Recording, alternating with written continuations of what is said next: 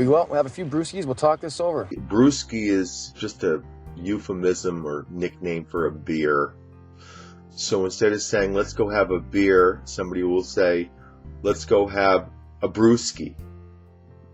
Or somebody will say, let's have some brewskis. So you can think of brewski as being a code name for beer, and might be used in a situation where somebody doesn't want to directly say beer in a very ironic way. So they'll say brewski instead. The original meaning seems to come from the 1950s, where people in the United States gathered a very, very high awareness of Russians, largely because the Soviet Union developed atomic bombs, hydrogen bombs, and so there was a possibility they were going to come and blow everybody up. So they started putting skis on the end of words, or they started putting nick on the end of words, and some of those words stuck, and then part of it is just because they're kind of funny.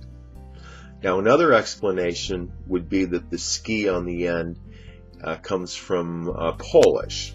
So Polish people weren't particularly known for beer, but a lot of breweries ended up being run by Polish people, and they had pretty good beer, that's for sure.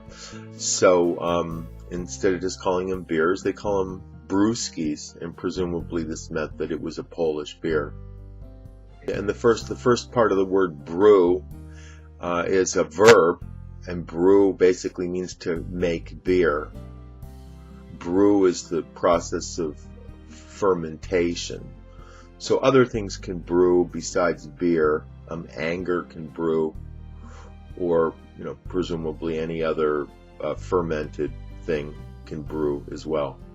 I went down to the store last night to get some brewskis, and decided just to get the craft beers. Don't waste money on piss water.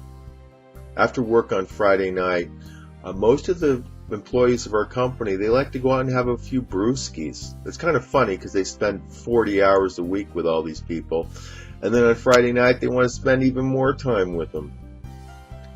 ESL-fullsteamahead.com